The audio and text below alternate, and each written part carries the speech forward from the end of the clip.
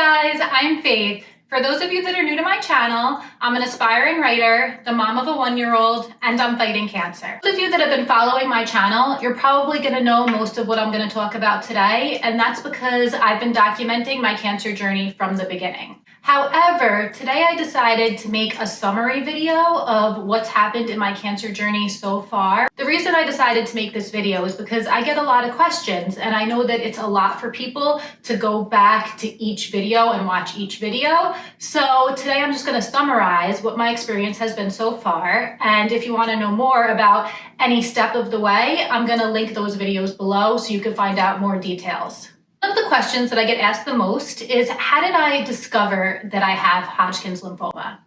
And what happened was that I was literally eating pizza and I reached up and I touched my neck and I was like, what is this lump on my neck? And that is the first time I became concerned that there was potentially something wrong. Then what I ended up doing was I ended up going to an ENT. The ENT gave me antibiotics and steroids.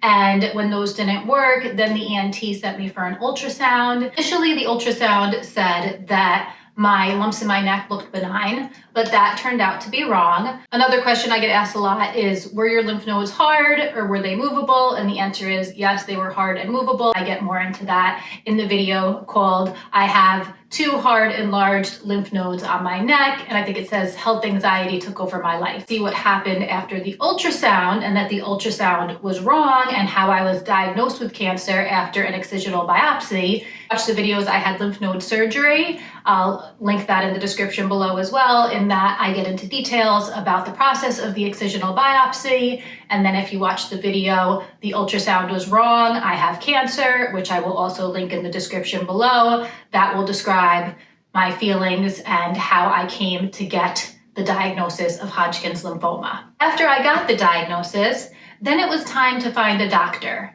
And this was also a very interesting journey that I documented each step of the way. I found that some of the doctors had very interesting personalities. There was one doctor that was rude and there was one doctor that was misogynistic. So if you're interested in hearing more about those stories, I'll link those videos below as well. And then I was actually really surprised that I saw 4 different oncologists, and all 4 oncologists recommended different treatments for my cancer. Basically, some doctors wanted to do only chemotherapy, some doctors wanted to do chemotherapy and radiation, and some doctors wanted to do chemotherapy and immunotherapy. So I was surprised at how many different options I was given. Ultimately, I chose the doctor that I felt most comfortable with, and I chose the doctor that recommended chemotherapy only, and I started receiving ABVD therapy.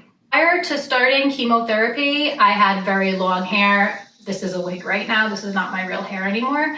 But what I did was I chopped my hair off before I even started chemo, just because I wanted to try out a new look and I wanted to put a positive spin on it, and I kind of wanted to ease the transition into being bald. After I started chemotherapy, I made a bunch of vlogs and also updates after each chemotherapy about my side effects. So again, I'm gonna have all the links and descriptions below for each chemotherapy. Now I have gotten through 7 chemotherapy treatments. To summarize it for you, the symptoms that I've experienced the most following chemotherapy are fatigue and mouth burning and constipation and body aches.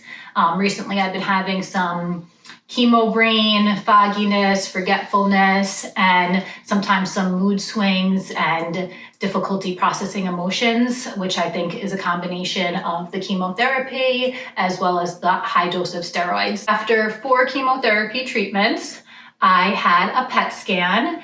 And that PET scan was very exciting for me because it showed no evidence of disease. It was amazing to find out that I had no evidence of disease. However, that does not mean that I do not have to complete the full course of treatment. I do have to complete the full course of treatment because of the doctors say that I have stage 4 cancer. There was some confusion following my initial scans, my initial CT and PET scans, about whether I was stage 2 or stage 4 because they were unsure if there was bone involvement. And it turned out that there is bone involvement. So I am considered to have stage 4 disease, which is why I do have to complete the full cycle of 12 treatments. After 4 treatments, they dropped the bleomycin, the B, so now I'm just doing a VD instead of a BVD. I was hoping that that would mean that I would have less side effects, but I haven't really noticed too much of a difference. But they also say that the side effects are cumulative, so maybe that kind of offset it, and that's why it feels kind of the same, because the side effects are cumulative, but I also dropped 1 drug, so it all kind of evened out. There are some days that have been really hard, physically and emotionally. And there's been other days that I've embraced the challenge and I've felt strong and determined, and I've gained strength that I never knew I had. I'm gonna beat this, and I am going to watch my son grow up. My son is 1 year old and he is adorable and he is my whole world and I love him so much. And I can't wait to watch him grow up, and I can't wait to make him so proud of his mama by keeping on working hard and chasing my dream of becoming a best-selling author. I've written several novels and my goal is to get those novels published. And I just can't wait to move past this and get my books published and make my son proud of his mama and grow old with my husband. And I hope that my story helps and inspires others that are going through a similar situation. And I hope this video was helpful for you. Thank you so much for watching. If you're not subscribing, please make sure to hit the subscribe button, and I will see you next time. Thank you so much.